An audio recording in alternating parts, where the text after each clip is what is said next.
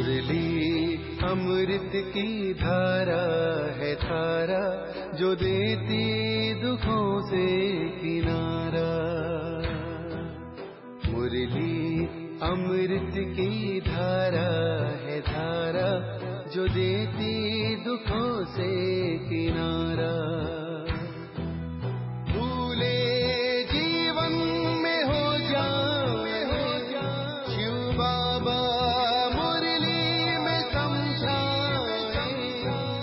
भूले जीवन में हो जाए शिव बाबा। ओम शांति। आज की तारीख है 19/9/2024 के बाबा के साकार महावाक्य। मीठे बच्चे, तुम्हारा काम है अपने आप से बातें कर पावन बनना। दूसरी आत्माओं के चिंतन में अपना टाइम वेस्ट मत करो। बाबा ने प्रश्न पूछा, कौन सी बात बुद्धि में आ गई तो पुरानी सब आदतें छूट जाएगी। बाबा ने उत्तर दिया, हम बेहद बाप की संतान हैं तो विश्व के मालिक ठहरे, हमें देवता बनना है। ये बात बुद्धि में आ गई तो पुरानी सब आदतें छूट जाएंगी। तुम कहो ना कहो, आपे ही छोड़ देंगे। उल्टा सुल्टा खान पान शराब आदि खुद ही छोड़ देंगे।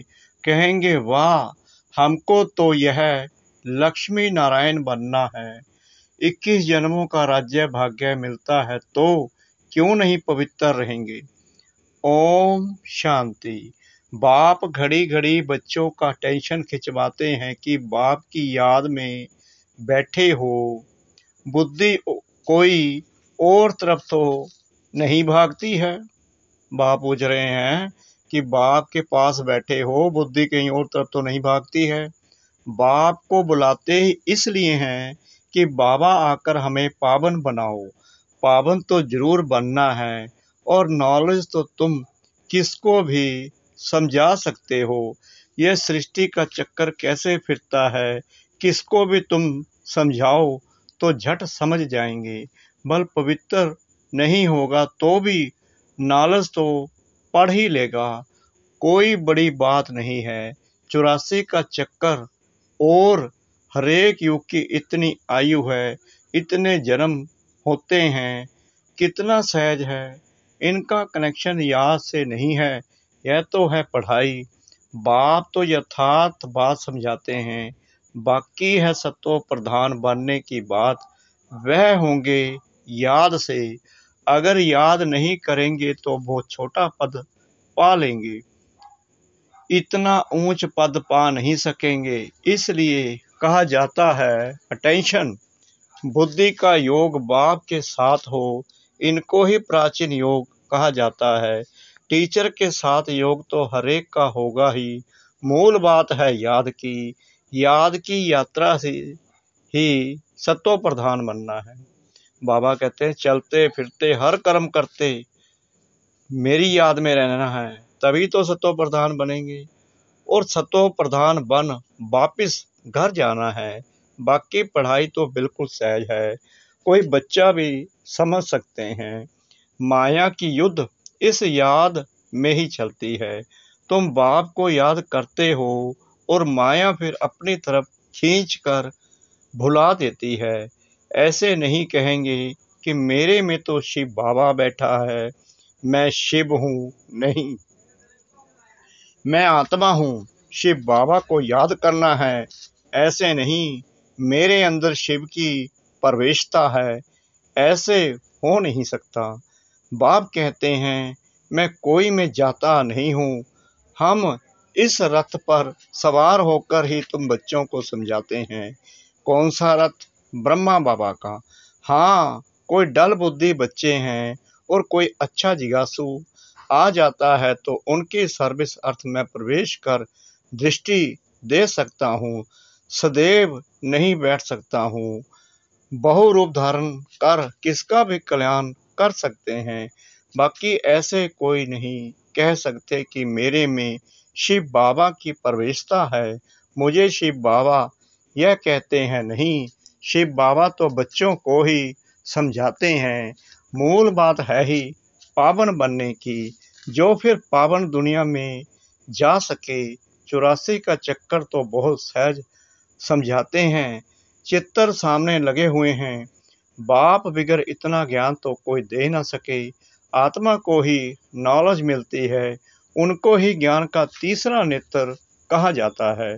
आत्मा को ही सुख दुख होता है, उनको ये शरीर है ना। आत्मा ही देवता बनती है, कोई बैरिस्टर कोई व्यापारी आत्मा ही बनती है। तो अब आत्माओं से बाप बैठ बात करते हैं, अपनी पहचान देते हैं। तुम जब देवता थे तो मनुष्य ही थे, परंतु पवित्र आत्माएं थी। अभी तुम पवित्र नहीं हो, इसलिए तुम्हें देवता नहीं कह सकते। अब देवता बनने के लिए पवित्र जरूर बनना है, उसके लिए बाबा को याद करना है। अक्सर करके यही कहते हैं, बाबा मेरे से ये भूल हुई जो हम देह अभिमान में आ गया। बाप बैठ बच्चों को समझाते हैं, पावन जरूर बनना है, कोई विक्रम ना करो, तुमको सर्वगुण संपन्न यहाँ बनना है। पावन बनने से मुक्ति धाम में चले जाएंगे और कोई प्रश्न पूछने की बात ही नहीं है। तुम अपने से बात करो, दूसरी आत्माओं का चिंतन नहीं करो। कहते हैं लड़ाई में 2 करोड़ मरे, इतनी आत्माएं कहाँ गई? अरे वे कहाँ भी गए, उसमें तुम्हारा क्या जाता है? तुम क्यों टाइम वेस्ट करते हो? और कोई भी बात पूछने की दरकार नहीं। तुम्हारा काम है पावन बनकर पावन दुनिया का मालिक बनना। और बातों में जाने से मूंझ पड़ेंगे। कोई को पूरा उत्तर नहीं मिलता है तो मूंझ पड़ते हैं। बाप कहते हैं मन मना भव, देह सहित देह के सब संबंध छोड़ो, मेरे पास ही तुमको आना है। मनुष्य मरते हैं तो जब शमशान में ले जाते हैं, उस समय मुंह इस तरफ और पाँव शमशान तरफ रखते हैं। फिर जब शमशान के पास पहुंचते हैं तो पाँव इस तरफ और मुंह शमशान की तरफ कर देते हैं। तुम्हारा भी घर ऊपर में है ना, ऊपर में कोई पतित जा नहीं सकते। पावन बनने के लिए बुद्धि का योग बाप के साथ लगाना है, बाप के पास मुक्ति धाम में जाना है। पतित हैं इसलिए ही बुलाते हैं कि हम पतितों को आकर पावन बनाओ। किसको बुलाते हैं? परमपिता परमात्मा को। वही पुरुषोत्तम संगम युग पर आकर हमें पतित से पावन बनाते हैं। लिबरेट करो, बाबा को बोलते हैं कि लिबरेट करो, तो बाप कहते हैं अब पवित्र बनो।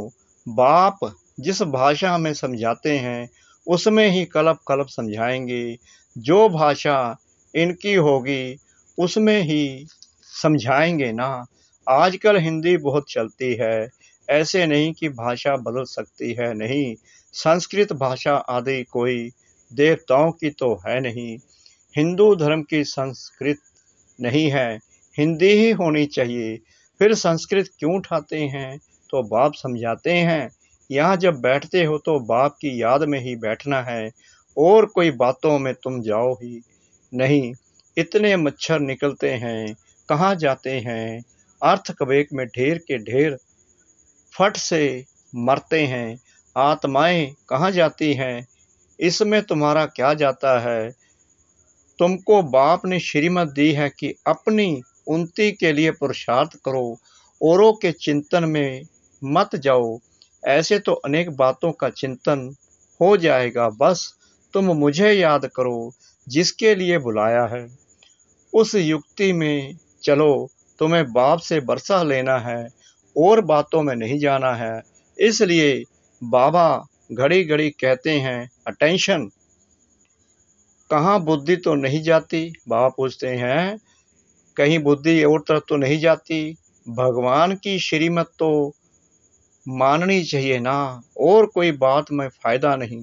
बाबा कहते हैं जो मैं पढ़ा रहा हूँ, यहाँ बैठे पढ़ रहे हो, बुद्धि और तरफ तो नहीं जाती। मुख्य बात है पावन बनने की, ये पक्का याद रखो। हमारा बाबा बाबा भी है, टीचर भी है, प्री सेप्टर भी है, यह जरूर दिल में याद रखना है। बाप बाप भी है, हमको पढ़ाते हैं, योग सिखलाते हैं। टीचर पढ़ाते हैं तो बुद्धि का योग टीचर में और पढ़ाई में भी जाता है। यही बाप भी कहते हैं, तुम बाप के तो बन ही गए हो, बच्चे तो हो ही, तब तो यहाँ बैठे हो, टीचर से पढ़ रहे हो। कहाँ भी रहते बाप के तो हो ही, फिर पढ़ाई में अटेंशन देना है। शिव बाबा को याद करेंगे तो विक्रम विनाश होंगे और तुम सतो प्रधान बन जाएंगे। यह नॉलेज और कोई दे ना सके। मनुष्य तो घोर अंधेरे में है ना। ज्ञान में देखो कितनी ताकत है। ताकत कहाँ से मिलती है? बाप से ताकत मिलती है, जिससे तुम पावन बनते हो। फिर पढ़ाई भी सिंपल है। उस पढ़ाई में तो बहुत मास लगते हैं। यहाँ तो 7 रोज का कोर्स है, उससे तुम सब कुछ समझ जाएंगे। फिर उसमें ही बुद्धि पर मदार है। कोई जास्ती टाइम लगाते हैं, कोई कम, कोई तो 2-3 दिन में ही अच्छी रीति समझ जाते हैं। मूल बात है बाप को याद करना, पवित्र बनना, वही मुश्किलात होती है। बाकी पढ़ाई तो मोस्ट सिंपल है। सब दर्शन चक्रधारी बनना है। एक रोज के कोर्स में भी सब कुछ समझ सकते हो। हम आत्मा हैं, बेहद के बाप की संतान हैं, तो जरूर हम विश्व के मालिक ठहरे। यह बुद्धि में आता है ना। देवता बनना है तो देवी गुण भी धारण करने हैं। जिसको बुद्धि में आ गया वह फट से सब आदतें छोड़ देंगे। तुम कहो ना कहो, आपे ही छोड़ देंगे। उल्टा सुल्टा खान पान, शराब आदि खुद ही छोड़ देंगे। कहते हैं वाह, हमको यह बनना है। 21 जन्मों के लिए राज्य मिलता है तो क्यों नहीं पवित्र रहेंगे। चटक जाना चाहिए। मुख्य बात है याद की यात्रा। बाकी 84 के चक्कर की नॉलेज तो 1 सेकंड में मिल जाती है। देखने से ही समझ जाते हैं। नया झाड़ जरूर छोटा होगा। अभी तो कितना बड़ा झाड़ तमो प्रधान बन गया है, कल फिर नया छोटा बन जाएगा। तुम जानते हो ये ज्ञान कभी कहाँ से भी मिल नहीं सकता। ये पढ़ाई है। पहली मुख्य शिक्षा भी मिलती है कि बाप को याद करो। बाप पढ़ाते हैं, ये निश्चय करो। भगवानुवाच, मैं तुमको राजयोग सिखलाता हूँ और कोई मनुष्य ऐसे कह ना सके। टीचर पढ़ाते हैं तो जरूर टीचर को याद करेंगे ना। बेहद का बाप भी है। बाप हमको स्वर्ग का मालिक बनाते हैं, परंतु आत्मा कैसे पवित्र बनेगी ये कोई भी बता नहीं सकते हैं। भले अपने को भगवान कहे व कुछ भी कहें, परंतु पावन बना नहीं सकते। आजकल भगवान तो बहुत हो गए हैं, मनुष्य मूंझ पड़े हैं। कहते हैं अनेक धर्म निकलते हैं, क्या पता कौन सा राइट है।